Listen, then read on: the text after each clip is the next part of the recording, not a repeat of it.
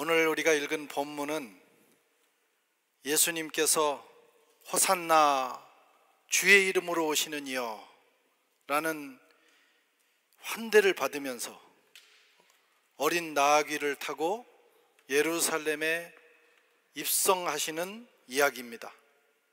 그때 제자들은 자기들의 옷을 벗어서 주님을 위해서 깔고, 예루살렘의 주민들은 종려나무 가지를 꺾어서 흔들면서 예수님을 뜨겁게 환영했습니다. 그날 종려나무 가지를 꺾고 환영했다는 의미에서 이번 주일을 우리 기독교에서는 종려주일로 지킵니다. 또 오늘부터 일주일 동안 주님은 고난의 길을 가십니다. 고난주간이 시작되는 첫날입니다. 그래서 고난주일이라고도 부릅니다. 오늘 본문을 통해서 우리에게 주시는 하나님의 메시지와 은혜를 나누도록 하겠습니다. 유대 백성들, 예루살렘 주민들, 그리고 예수님을 따라가던 제자들이 기대하던 왕이 있었습니다.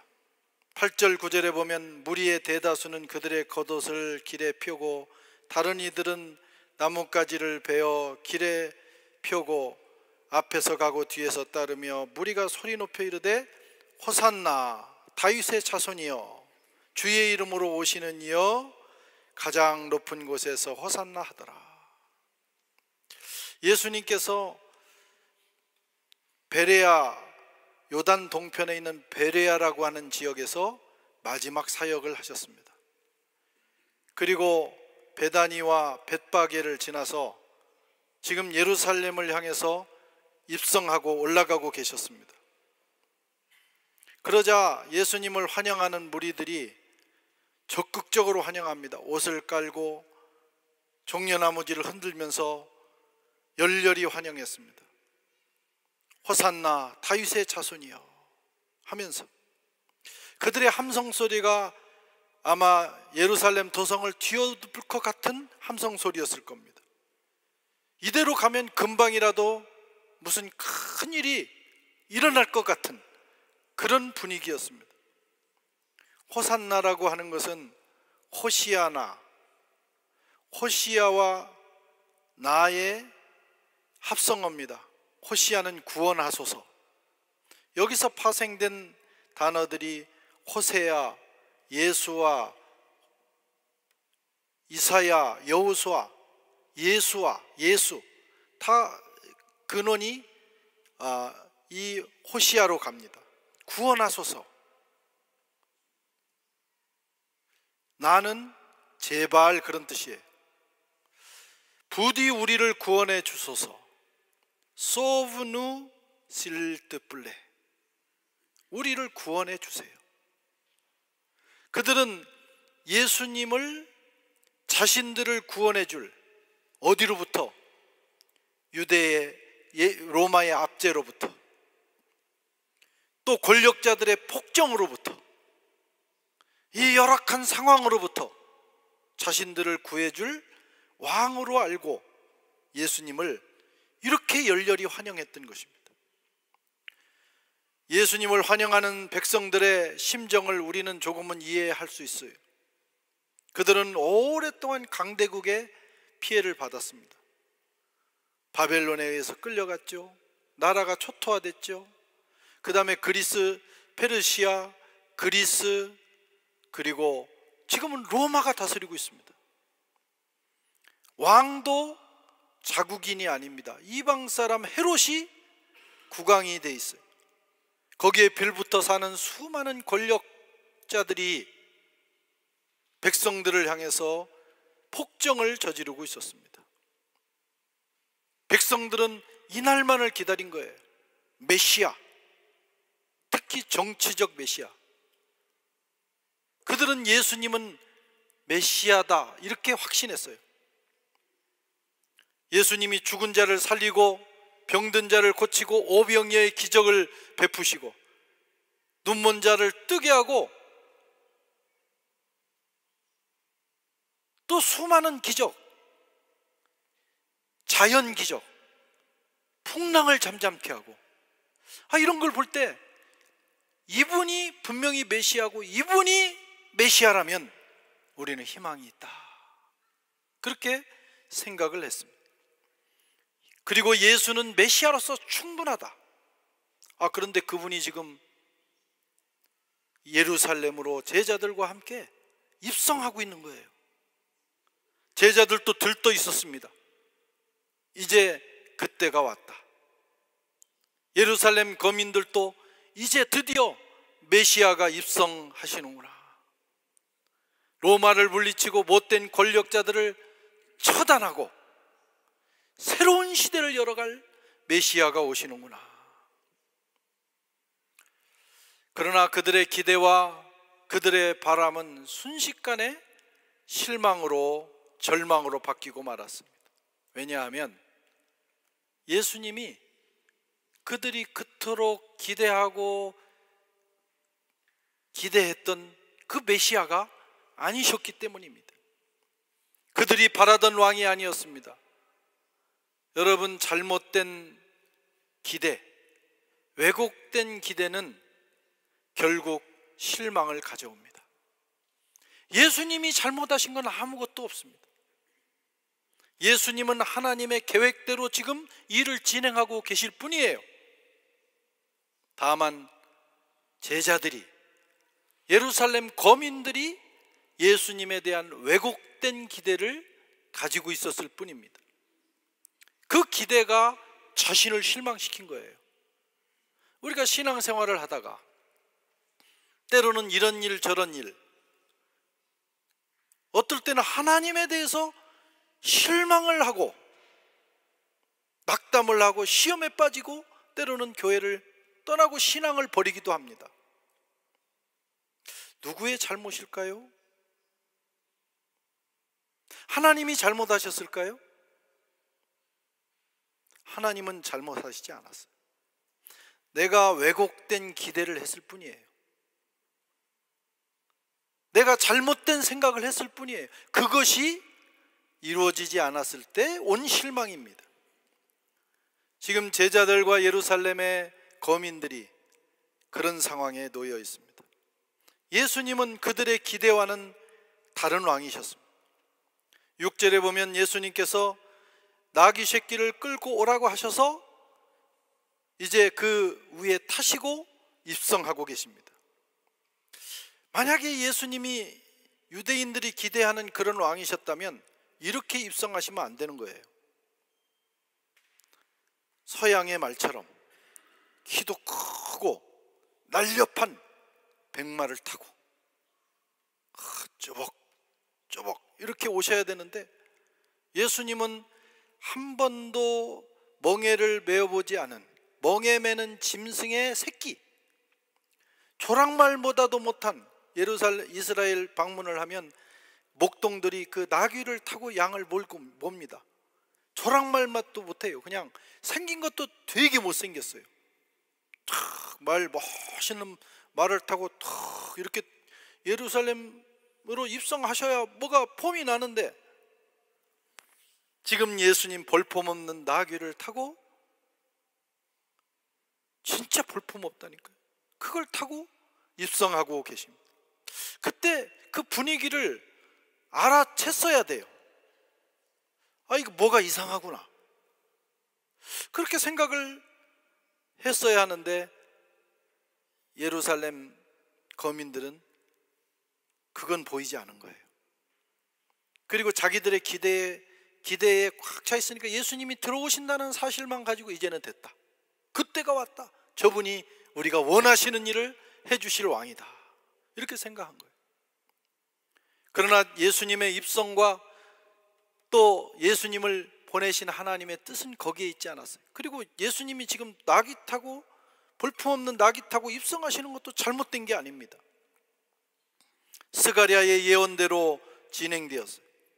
시온에 따라 크게 기뻐할지로다, 예루살렘에 따라 즐거이 부를지어다. 보라, 내 왕이 임하시나니 그는 공의로우시며 구원을 베푸시며 겸손하여 나귀를 타시니 나귀의 작은 것 곧 나귀 새끼로다. 마태는 나중에서 깨달았어요. 왜 예수님이 나귀를 타셨는지, 왜 예수님이 백마를 타지 않고 그 볼품없는 나귀 새끼를 타고 들어오셨는지. 예수님은 우리가 기대했던 그 왕이 아니구나. 스가랴서의 참뜻을 알게 된 겁니다. 그들이 기대했던 왕이 아니었어요. 그는 폭력과 힘으로 세상을 다스리는 왕이 아니라 겸손과 희생과 연약함과 그리고 평화로, 섬김과 희생으로, 겸손한 모습으로 세상을 다스리는 왕이었어요. 유대인들이 기대하고 머릿속에 그렸던 그 예수님과는 정반대 예수님이 지금 오신 겁니다. 예수님도 굉장히 부담스러우셨을 거예요. 지금 쟤네들이 하는 생각 열렬히 환영하는 것이 어떤 마음으로 하는 걸 아는데 예수님이 아니거든. 자기는 아닌데 그 사이를 가로질러서 가셔야 된 예수님의 마음은 오죽했겠어요. 하지만 예수님은 그 사이를 가로질러서 고난과 십자가의 현장으로 나가셨어요. 그는 무기력하게 체포되었고 권력자들의 폭력에 저항하지 않았고 누군가가 십자가에서 뛰어내리라고 하는 그 퍼포먼스도 보이지 않았어요. 그때라도 예수님이 정신 차리시고 뛰어내려봐, 당신 뛰어내려봐. 그러면 그때 샥 슈퍼맨처럼 딱 뛰어내리면 얼마나 멋있어요, 예수님이. 근데 예수님은 그대로 못 박혀서 돌아가셨어요. 그는 죽음을 적극적으로 맞이하셨습니다. 예수님은 죽음과 고난이라는 모습을 통해서 세상을 구원해 나가셨어요. 제자들이 기대했던 것과는 전혀 다른 예수님입니다. 그게 예수님의 참 모습이에요. 그런데 예수님을 환영하던 사람들의 마음속에 이제 뭔가 이글이글, 뭔가 부글부글 끓는 감정의 변화가 나타나고 있어요. 이건 아니잖아요. 이건 아닙니다. 이럴 수가 없어요. 이거 뭐 하자는 거예요? 그들은 입으로 그런 말을 냈을 것이고 마음에 그런 생각이 올라왔을 겁니다. 그런 예수님을 본 무리들은 탄식하고 그 탄식은 분노로 변했고 그 분노는 목소리를 내기 시작했어요. 죽여라. 그런 예수라면 십자가에 못 박아라 말이야. 지금 당장 못 박아라.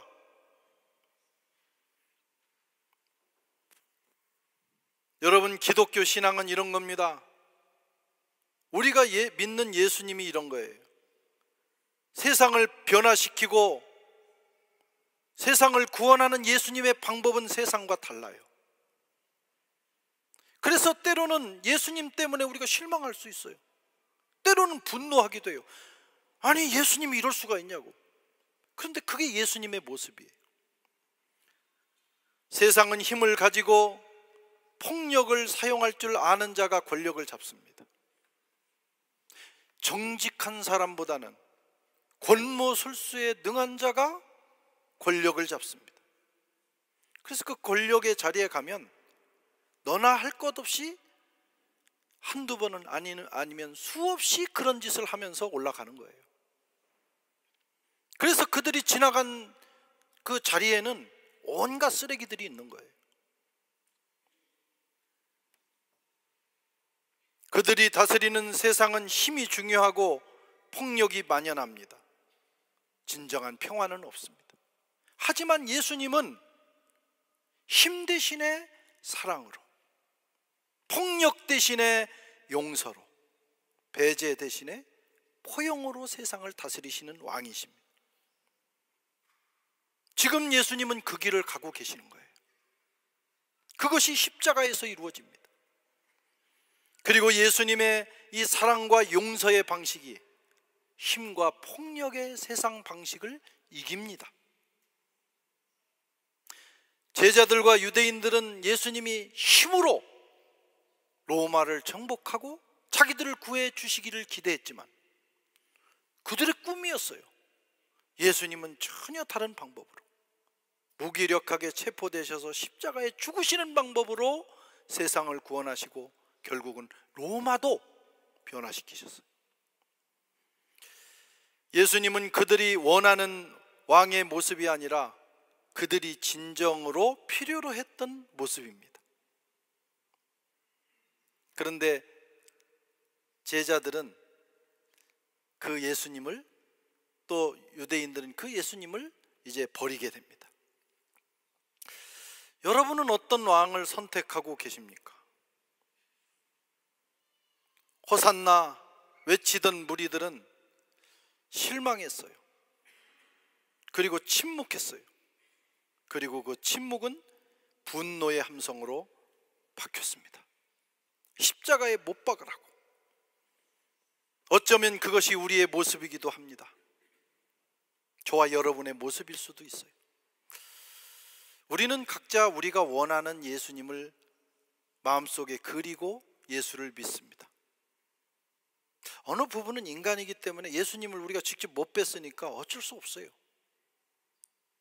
그러나 프락시스, 우리가 신앙의 행동을 하고 또 다시 성찰하고 또 믿고, 내가 잘 믿고 있는가, 내가 잘 하고 있는가 성찰하는 시간이 필요해요. 왜? 왜곡된 예수님을 내 마음속에 가질 수 있기 때문에. 제자들처럼, 유대인들처럼. 사람들이, 이 교회 다니는 사람들까지도 포함해서 이 사람들이 마음속에 그리고 있는 예수님의 모습은 되게 이기적이고 자기중심적이고 세상적이고 탐욕적인 내 기대에서 나온 예수님입니다. 그래서 각자 예수님이 달라. 한 예수님을 믿는데 우리가 믿는 예수님이 각자, 이 사람이 믿는 예수님이 다른 것 같고 저 사람이 믿는 예수님이 다른 것 같아요. 그래서 계속 공부를 해야 돼요. 성경을 보고 내가 그 예수님이 아니구나, 교정을 해야 돼요. 어떤 사람은 성경 공부를 제대로 안 할 뿐만 아니라 예수 믿고 한 번도 성경을 안 읽은 사람도 있어요. 그럼 완전히 자기만의 예수님을 만드는 거예요. 내가 원하는 예수님. 그리고 그 예수님에게 그런 예수님이 돼달라고 외칩니다. 기도하는 거예요. 그 예수님이 돼야지. 왜 예수님이 그러고 있냐고. 그러지 않습니까?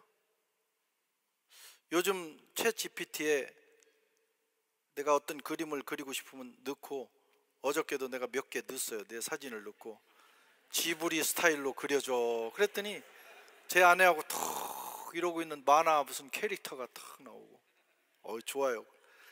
또 하나는 캐릭터 스타일로 해줘. 그랬더니 뒤에 배경은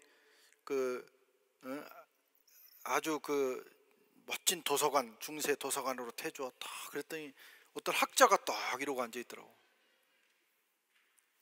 다리가 좀 짧으니까 길게 좀 해줘. 그러니까 다리도 길게 해주고. 우리가 예수님을 그렇게 만들고 있어요. 신앙도 이런 예수님 저런 예수님 만들어 놓고, 그 예수님이 내가 원하는 대로 안 해주시면 실망하고 시험 들고 분노하고 떠납니다. 저는 이 코로나라든가 여러 가지 있은 후에 교인들이 평균 30%가 교회를 떠났다고 그래요. 사실 그건 가짜입니다. 진짜 예수님을 만났다면, 성경의 예수님을 진짜로 만났다면 어떤 상황에서도 흔들리지 않는 거예요. 근데 이제 자기가 그려는, 마음속에 그려는 그 예수님에게 실망한 거죠. 무신론 중에는 기독교 무신론이라는 게 있어요. 그냥 세상 사람들이 하나님 없다, 나는 신을 안 믿는다 하는 무신론도 있지만 기독교 무신론이라는 게 있어요.